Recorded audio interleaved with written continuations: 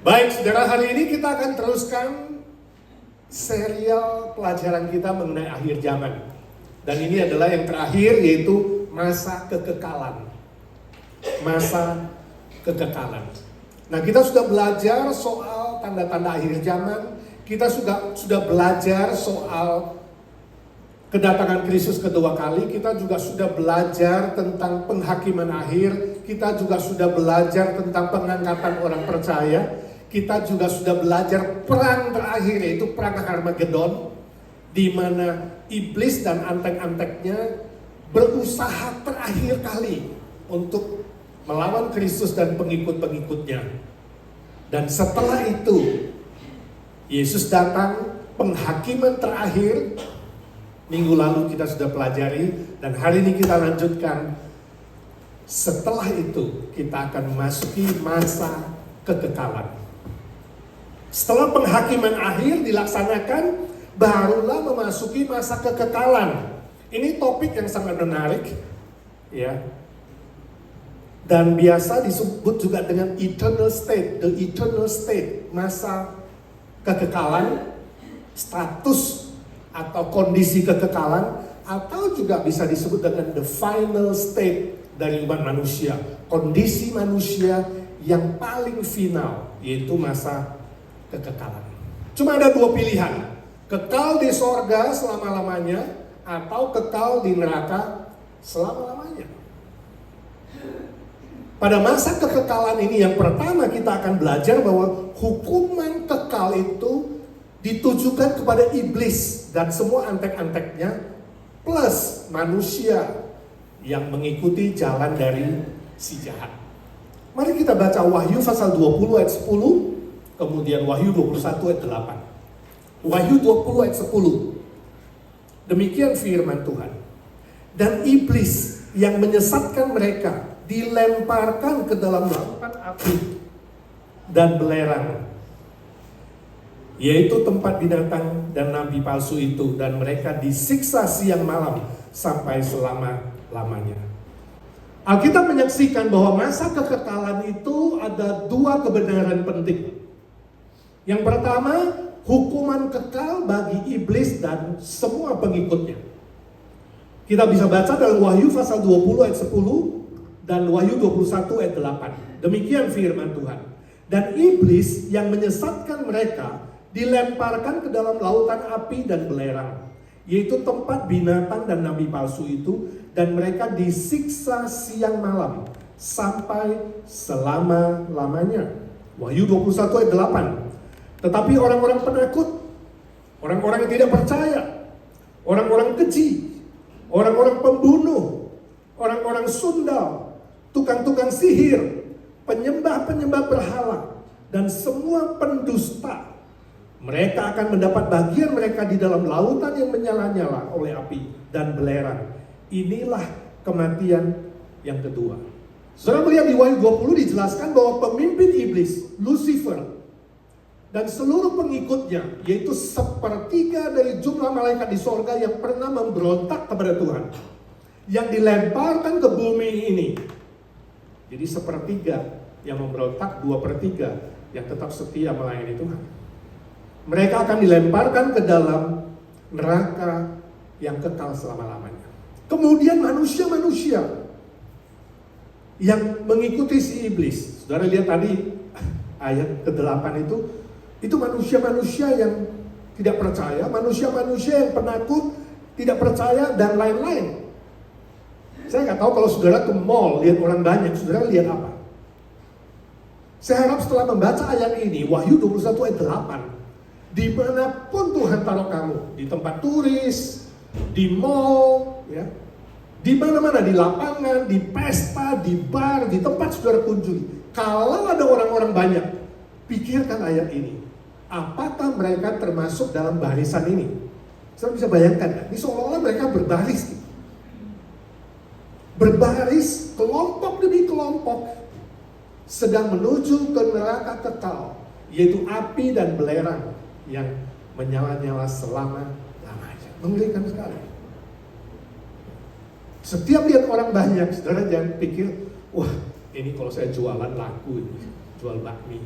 Orang jual $12, gua jual $6. Wah, ini kalau orang banyak begini pasti ada sale ini. Selalu mikirnya mau shopping, ya kan? Tapi saudara mulai memikirkan soal apa? Soal jiwa. Ini orang Kristen. Ya, kasihan sekali. Neraka itu kekal selama-lamanya. Mungkin saudara bertanya, Pak, neraka di mana sih? Saya sendiri nggak tahu, saya belum ke sana. Tapi yang pasti Alkitab mengatakan itu adalah api belerang yang menyala-nyala selama-lamanya. Tapi unik sekali saudara. Kalau saudara membaca dalam Alkitab 2 Petrus pasal 3 ayat 7, memang secara eksplisit gak disebutkan di mana neraka. Tapi secara implisit 2 Petrus pasal 3 ayat 7 menyebutkan bahwa bumi kita, planet bumi ini akan disisakan oleh Tuhan untuk menghukum mereka yang akan dibinasakan. Jadi saudara akan ada kemungkinan sekali bahwa neraka itu adalah planet bumi ini. Planet bumi yang pernah melawan Tuhan, yang berdosa kepada Tuhan, yang menyangkal Tuhan, yang telah berdosa dan tercemar. Langit dan bumi yang lama ini, itu akan menjadi tempat penyiksaan kekal selama-lamanya. Ada yang tanya saya, Pak, kenapa sih orang Timur Tengah itu ya 90% lebih, mungkin 99% melawan Tuhan, gak mau percaya, ya, mengejek Tuhan, menghujat nama Tuhan, gak mau percaya. Tapi kenapa Tuhan begitu sayang mereka ya? Kasih minyak. Sudah tahu Timur Tengah itu ladang minyak loh. Seluruh dunia tergantung dengan mereka. Kaya gak usah kerja, tinggal pompa minyak aja tiap hari. Berjuta-juta barel. Pernah gak saudara pikir? Saya bilang hebat juga pertanyaanmu ya. Mereka tidak percaya pada Tuhan. Mereka melawan Tuhan, tapi Tuhan kasih kekayaan begitu besar. Minyak yang tak pernah habis. Sudah berapa ribu tahun digali terus. Digali terus. Masih ada, gak habis-habis.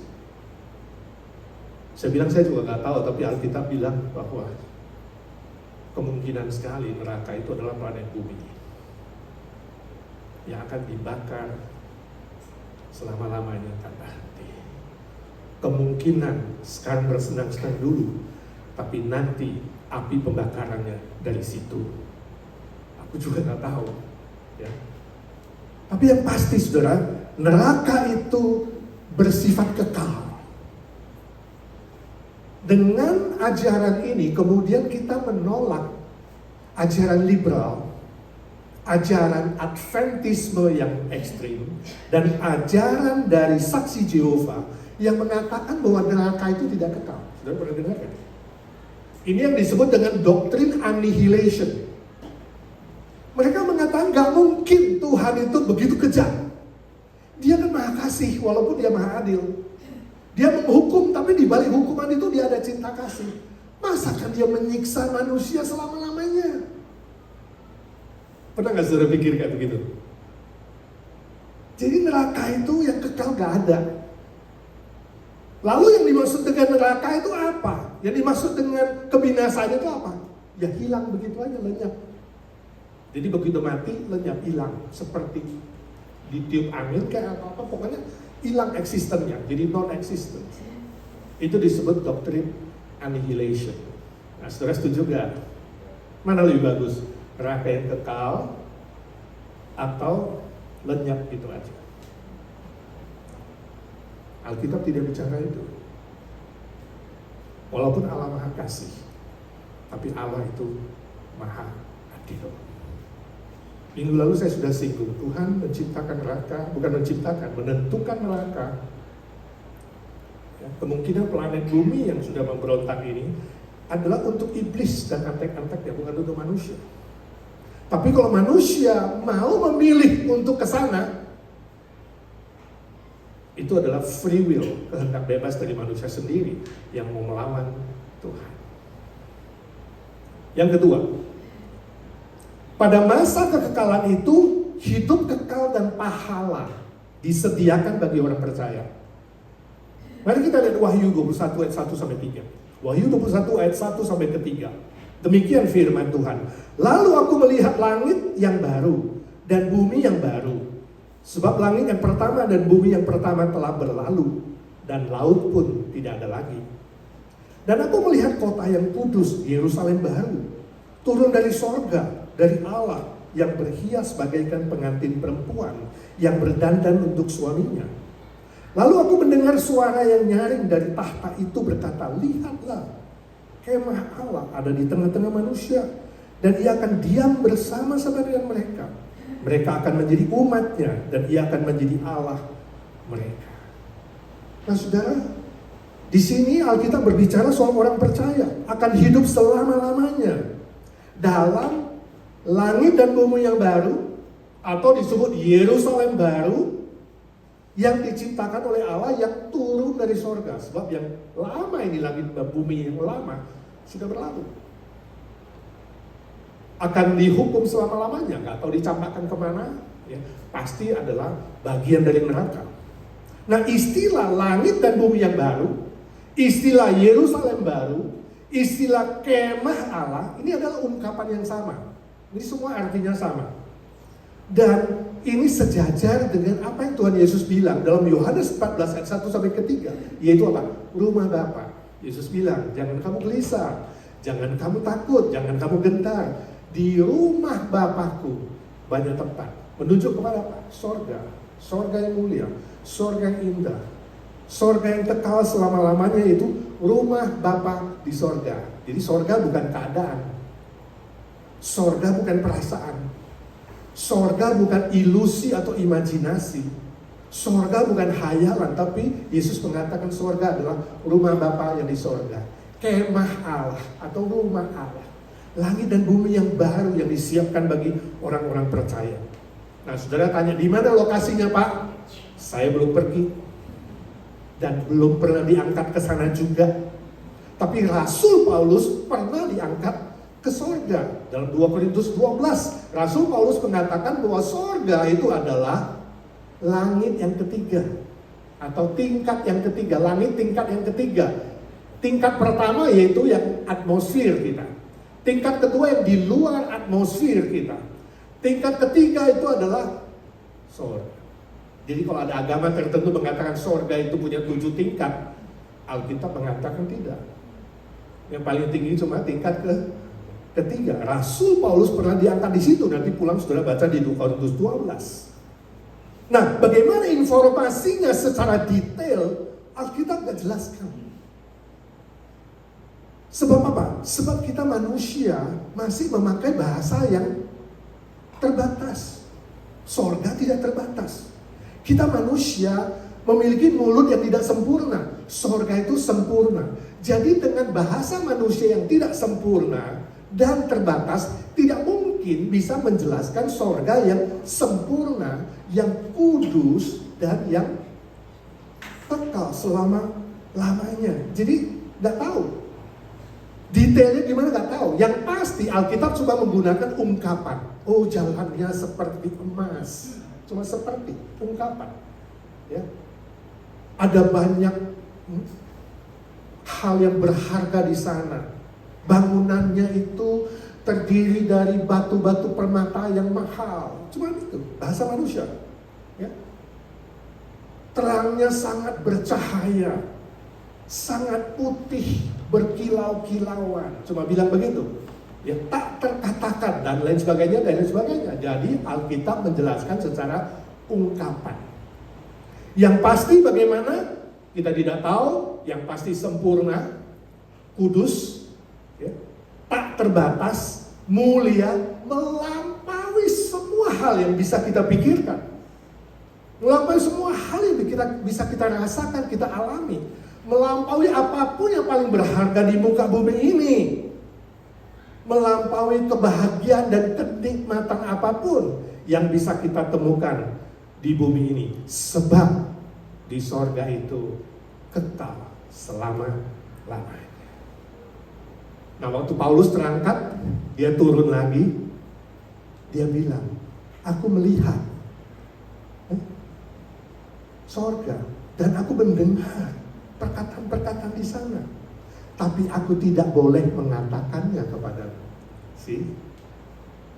Paulus tahu mulutnya gak sempurna. Dia tahu masih najis, bisa berdosa, kotor, terbatas. Gak pantas untuk membicarakan sorga dengan begitu detail dan sesungguhnya. Jadi kalau hari ini ada pendeta yang katanya suka naik turun sorga, ya, apalagi tiap minggu, ya, Sabtu bukan persiapan khotbah, rohnya diangkat ke sorga, minggu lalu kemudian cerita, oh kemarin gue diangkat, ya, di sorga ketemu Daud main kecapi, ketemu Abraham gak cukur jenggot, ya, ketemu lihat rumah gue sudah ada sofa, ada ini, ada itu bohong saudara. Bohong atau mimpi atau hayalan. Atau dibuat-buat untuk menarik perhatian khususnya pendengar-pendengar yang suka mendengar hal-hal yang dongeng nenek, ya, bukan firman Tuhan. Hati-hati, kita tidak percaya kesaksian seperti ini. Kalau you bisa pergi ke tempat yang kudus, yang sempurna, yang mulia, lalu pulang cerita dengan mulut yang tidak sempurna, pasti itu bukan sorga yang sejati. Jadi saudara, sabar aja. Pastian gimana saya nggak tahu. Kalau saudara mau cepet-cepet tahu, ya saudara minta cepet-cepet pulang. Seperti tadi Bu Nina mau cepet-cepet, tapi tetap Tuhan yang menentukan, ya, menentukan. Lalu next kita akan belajar selanjutnya, orang percaya juga akan menerima upah. Jadi selain mendapat sorga yang kekal selama-lamanya, kita orang-orang Kristen, orang percaya juga akan menerima upah yang bernilai kekal. Alkitab menyaksikan bahwa pahala atau upah pada masa kekekalan itu berbeda-beda. Setiap orang berbeda.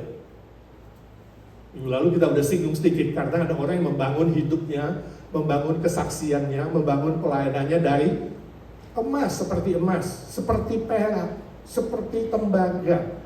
Ada juga yang kayu, ada juga jerami yang mudah terbakar. Itu sebabnya beda-beda. 2 Korintus 9:6 mengatakan orang yang menabur sedikit akan menuai sedikit. Orang yang menabur banyak akan menuai banyak. Saya baca satu cerita humor, satu hari ada seorang ibu yang kaya raya, dia mati dan masuk ke surga. Waktu tiba di gerbang, Rasul Petrus memberi dia sebuah sepeda untuk bepergian kemana-mana pakai sepeda. Dia terima, dia bersepeda, tapi gak lama kemudian dia lihat shit, mobil BMW lewat, yang nyetir pembantunya. Dia bilang, gile, gue majikan dapat sepeda, itu pembantu gue dapat BMW. Wah, dia mulai kesel, ya. Gak lama kemudian dia lihat shoot, Mercedes-Benz lewat, tukang kebunnya, gila, ini dua-dua pegawai gue. Dia gak terima, dia datangin Petrus, dia bilang, hey Rasul Petrus, ini tidak fair. Saya majikan, saya kasih mereka makan, kasih mereka gaji, saya membiayai hidup mereka. Kenapa saya lihat dua-duanya pembantu dan tukang kebunku pakai mobil mewah? Petrus mengatakan, ibu jangan marah dulu, sebab fasilitas di sorga ini itu tergantung dari hidup, kesaksian dan pelayanan ibu di masa hidup waktu di bumi. Apa yang ibu tanam, itu yang ibu tuai. Jadi jangan marah-marah. Dengan kesel dia pergi, dia naik sepeda. Besoknya dia balik, dia ketawa sama Rasul Petrus. Ketawa geli. Petrus, sekarang saya senang. Kenapa? Saya ketemu Pak Pendeta saya. Kenapa Pak Pendeta? Dia cuma pakai sepatu roda. Saudara, ini cuma cerita humor. Tentu di sorga kita gak perlu kendaraan seperti itu, ya, karena kita adalah makhluk yang kekal, makhluk spiritual, bukan makhluk badani begitu. Dan si manusia bisa kasih contoh seperti di bumi, kayu belum pernah ke sana. Tapi poin saya adalah memang upah yang kita terima, pahala yang kita terima itu berbeda-beda satu dengan yang lainnya. Nah pertanyaannya, kalau berbeda-beda, di sorga ada iri hati gak? Di sorga kita ada rasa kesel gak? Kok gawat ini, kelihatannya dia Gak lebih rajin dari gue ke gereja, tapi kok fasilitasnya lebih baik? Ada rasa gak adil gak? Saudara, ini pertanyaan bagus, ya. Pertanyaan di mana kita masih dalam pikiran kita yang masih bisa berdosa. Pertanyaan di mana kita masih punya perasaan iri hati. Saya yakin di sorga nanti kita sudah tidak ada pikiran seperti itu. Gak ada pikiran berdosa, gak ada pikiran seperti di bumi ini, gak ada perasaan seperti di bumi ini yang pasti sempurna. Walaupun kita melihat orang lain berbeda dengan kita. Pastinya gimana sekali lagi saya tidak tahu. Tapi yakinlah, di situ hanya ada kekudusan, gak ada dosa. Di situ hanya ada kebenaran. Di situ hanya ada keadilan. Dan di situ hanya ada kesempurnaan. Bukan sebaliknya seperti pikiran dan perasaan kita di sini. Selanjutnya, Alkitab menyebutkan bahwa upah atau pahala bagi orang Kristen itu disebutkan sebagai mahkota. Nah, kita mencatat minimal ada 5. Saya periksa ada 5 mahkota yang dicatat yang akan diberikan kepada orang-orang percaya. Yang pertama, mahkota kehidupan. Yakobus 1 ayat 12. Wahyu 2 ayat 10, saya membacakan buat saudara. Berbahagialah orang yang bertahan dalam pencobaan. Sebab apabila dia sudah tahan uji, ia akan menerima mahkota kehidupan yang dijanjikan Allah kepada barang siapa yang mengasihi dia.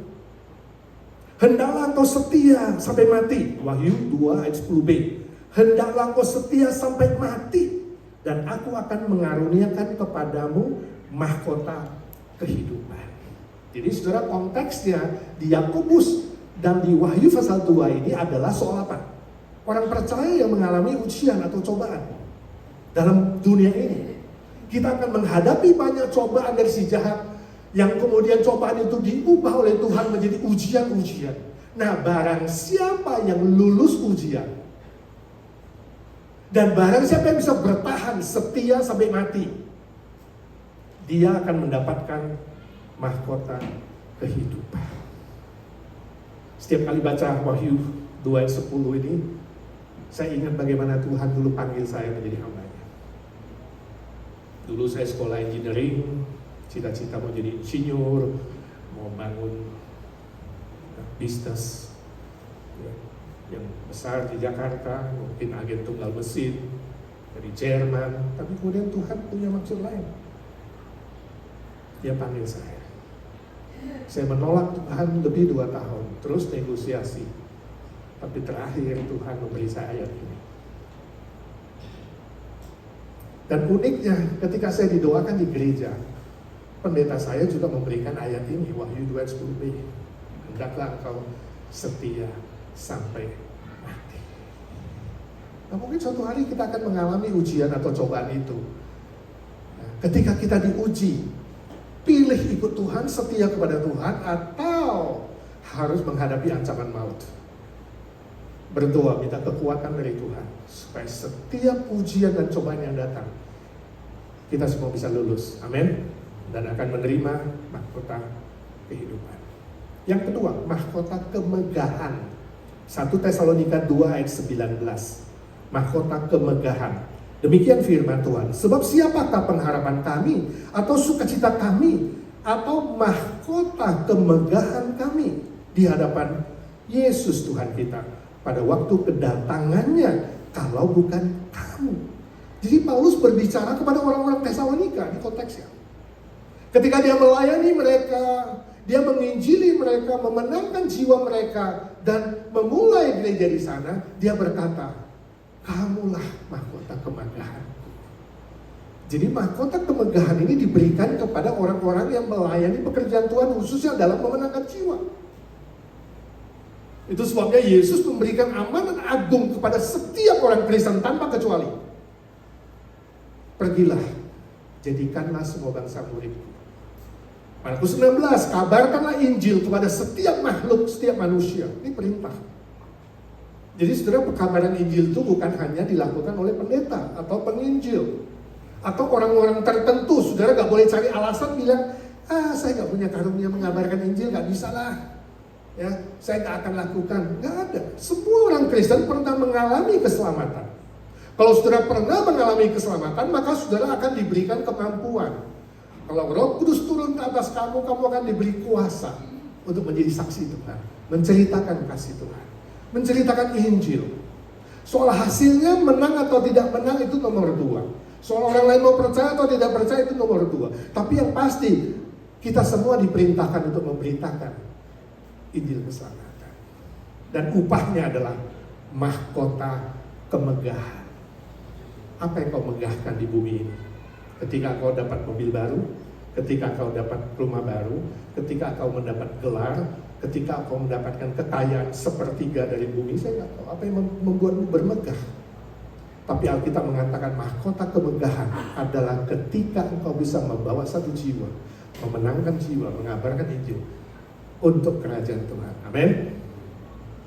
Sebab tidak ada satu kekayaan dan keberhasilan di bumi yang bisa mengguncang surga, kecuali apa? Mengabarkan Injil. Sebab begitu satu jiwa bertobat, seluruh surga akan bersorak-sorai. Tapi kalau kamu memenangkan harta seluruh dunia, surga tidak bergeming, nggak bergerak, diam-diam aja, biasa. Apa kemegahanmu kalau bukan mengabarkan Injil? Yang ketiga, mahkota kebenaran. 2 Timotius 4 ayat 8. Mahkota kebenaran. Demikian firman Tuhan. Sekarang telah tersedia bagiku mahkota kebenaran yang akan dikaruniakan kepadaku oleh Tuhan, hakim yang adil pada harinya, yaitu hari kedatangan Kristus. Tapi bukan hanya kepadaku, melainkan juga kepada semua orang yang merindukan kedatangannya. Nah, saudara, konteksnya adalah Rasul Paulus.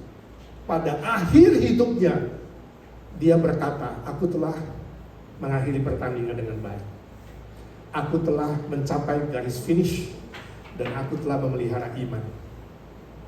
Jadi konteksnya, Rasul Paulus melihat bahwa Tuhan Yesus sudah siapkan mahkota kebenaran bagi dia ketika dia menyelesaikan kesaksian hidupnya, pelayanan hidupnya sampai detik yang terakhir. Jadi mahkota kebenaran ini disiapkan untuk semua orang Kristen yang sungguh-sungguh mencapai garis akhir. Jangan setengah jalan kalau ikut Tuhan. Jangan setengah jalan kalau melayani Tuhan sampai akhir. Jangan setengah jalan percaya kepada Kristus sampai detik yang terakhir. Hadapi semua pertandingan dengan baik dan lakukan pelayanan sesuai karunia yang sudah dititipkan oleh Tuhan kepadamu. Yang keempat, mahkota kemuliaan. 1 Petrus 5 ayat 4. Mahkota kemuliaan. Demikian firman Tuhan 1 Petrus 5 ayat 4. Maka kamu, apabila Gembala Agung datang, yaitu Yesus Kristus, kamu akan menerima mahkota kemuliaan yang tidak dapat layu. Nah, ini konteks yang Rasul Paulus menasihati jemaat di sana. Bukan hanya kepada pemimpin, bukan hanya kepada pastor, penatua, tapi kepada semua orang Kristen. Untuk apa? Gembalakanlah domba-dombaku seperti Tuhan Yesus menggembalakan kita. Itu konteksnya. Jadi konteksnya adalah supaya orang Kristen, seluruh orang percaya bisa melihat domba-domba yang tersesat, membawa mereka ke kandangnya. Itu sebabnya saya katakan, kalau saudara lihat orang banyak, pikirkan satu pertanyaan, sudahkah dia percaya?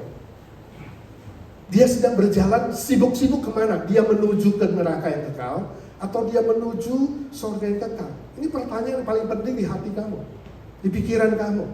Maka kamu digerakkan untuk bisa menceritakan Kristus. Pimpin domba-domba yang tersesat di luar sana. Firman Tuhan mengatakan, lihat ladang sudah menguning, tetapi pengerja begitu sedikit. Mintalah kepada Bapa supaya dia mengirimkan pengerja-pengerja. Ketika saudara bisa berdoa, melihat ladang yang menguning, maka kamu harus berdoa untuk diri sendiri dulu. Tuhan, beri aku hati seorang gembala untuk melihat domba-domba yang tersesat. membawa mereka kepada Kristus.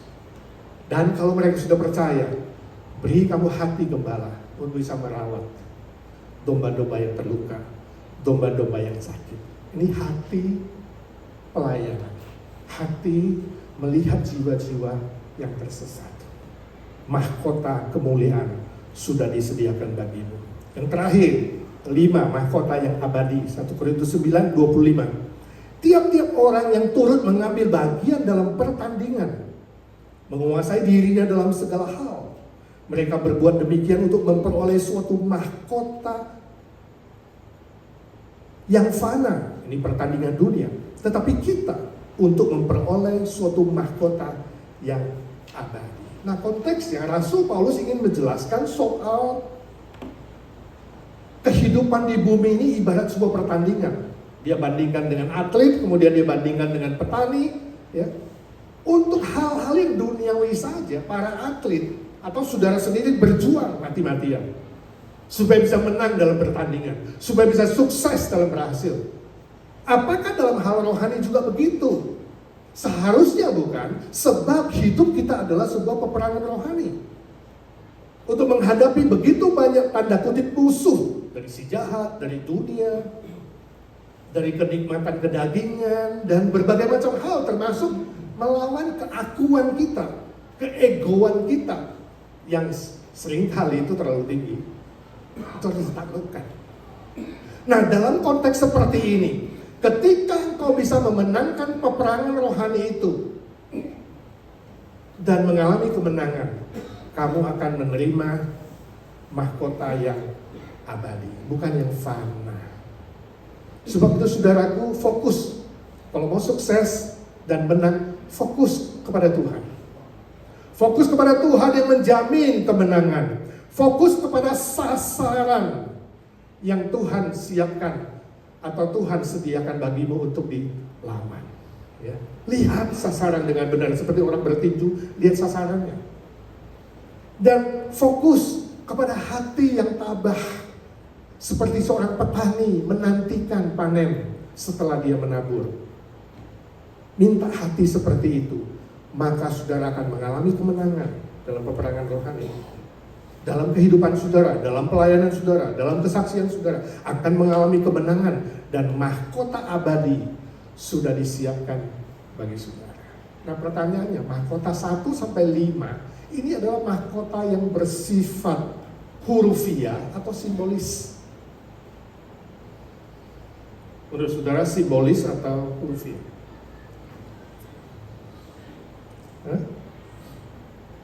Jangan bilang, wah ini pasti nanti Pak Edi yang dapat mahkotanya semua. Nah, kalau saya pakai mahkota semuanya, kepala saya nggak berat. Lalu jalannya sampai bongkok-bongkok. Saudara jangan berpikir materi, sekali lagi. Kita ada di dalam final state. Kita ada di dalam eternal state.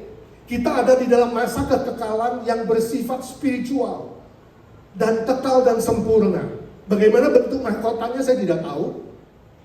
Tapi kemungkinan sekali ini bersifat simbolis.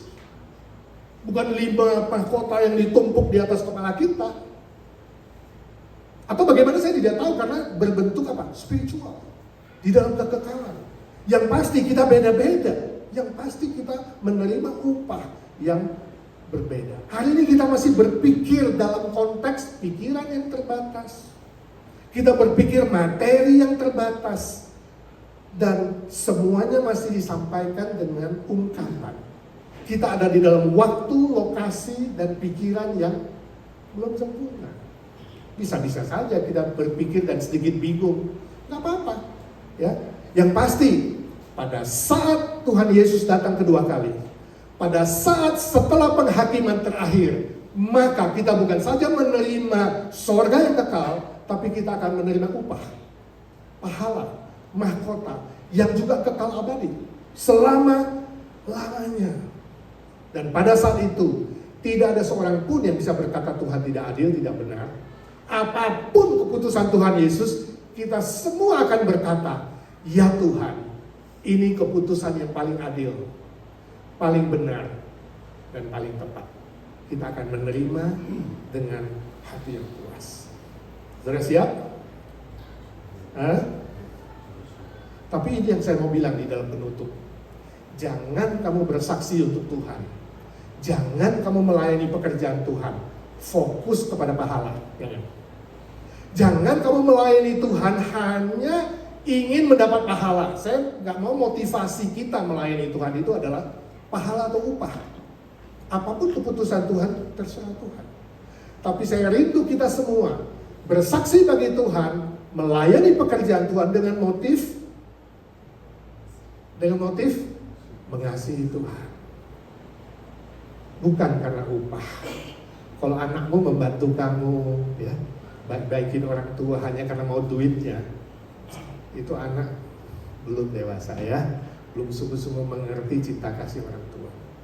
Tapi kalau anakmu membantumu melakukan sesuatu karena kasih, itu bahagianya lain, kan?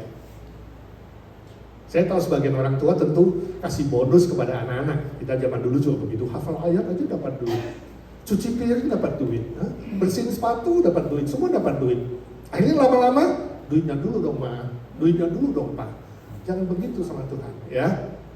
Jangan fokus kepada upah, jangan fokus kepada pahala, tapi fokus kepada mengasihi Tuhan. Tuhan, aku mau bersaksi bagimu, melayanimu karena mengasihi. Tujuannya bukan menerima berapa biji mahkota, bukan. Tapi tujuannya untuk kemuliaan Bapa di sorga. Motifnya mengasihi, tujuannya memuliakan Bapa di sorga. Amin. Seorang bernama Anonim, dia bilang, di dunia ini ada beberapa model orang Kristen. Ada yang modelnya seperti roda gilingan. Saya tahu roda gilingan harus didorong dulu baru berfungsi. Kalau nggak didorong, dia stuck di situ, menghambat lalu lintas pertumbuhan gereja. Ada orang Kristen seperti kereta barang, trailer, harus ditarik dulu dia baru bisa bergerak. Kalau nggak ditarik nggak bergerak. Ada orang Kristen kayak layangan, harus diikat pakai tali. Kalau nggak ikat, melayang di bawah angin, nggak tahu kemana. Ada juga orang Kristen model anak kucing, mau jadi elus-elus, disayang-sayang, dibaik-baikin, baru dia rasa puas, rasa senang perasaannya, baru mau kemudian melayani Tuhan. Ada juga orang Kristen seperti balon yang penuh dengan angin dan siap meletus. Kerjanya sedikit, bicaranya banyak, meletus-letus lagi ngomongnya. Ada juga orang Kristen model kerupuk atau tahu, tersinggung dikit, pecah, hancur, dan hilang lenyap. Ada juga orang Kristen seperti bola lampu yang konslet, sebentar on, sebentar off, sebentar on, sebentar off. Tergantung mood, tergantung punya makan enak gak? Tergantung A, tergantung B. Saya tahu saudara, dengan tulisan ini saudara termasuk golongan mana? Saya harap gak semua ini. Karena semua yang dia tuliskan ini ibarat orang Kristen yang suam-suam kuku. Jangan seperti itu, sebab Tuhan Yesus bilang, aku akan memuntahkan yang suam-suam kuku dari mulutku. Tapi jadilah orang Kristen yang giat, yang semangat, yang berkobar-kobar, yang tekun, bersaksi bagi Tuhan, tidak tergantung situasi apapun, tidak tergantung angin, badai, topan, dan lain sebagainya. Melayani pekerjaan Tuhan sampai nafas yang penghabisan, sampai Tuhan Yesus datang kembali kedua kali, atau sampai saudara bertemu Tuhan muka dengan muka. Amin. Bersaksi terus sampai Tuhan datang. Tuhan Yesus, Engkau sendiri mendengar anak-anakmu satu persatu bernyanyi, bertekad, biarlah ini tidak hanya keluar dari bibir mulut kami, tapi dalam hati kami yang terdalam. Kami mengasihi-Mu Tuhan, sebab Engkau lebih dulu mengasihi kami. Kami ingin memuliakan Bapa di sorga dengan apa yang Tuhan titipkan kepada kami, berkat, karunia, dan apapun. Kami rindu bersaksi dan melayani pekerjaan Tuhan sampai nafas yang berhabisan. Berkati setiap telinga yang sudah mendengar, supaya kami tidak hanya menjadi pendengar-pendengar firman, tapi kami menjadi pelaku-pelaku firman Tuhan. Dalam nama Tuhan Yesus kami berdoa dan mengambil tekad setia sampai mati. Amin.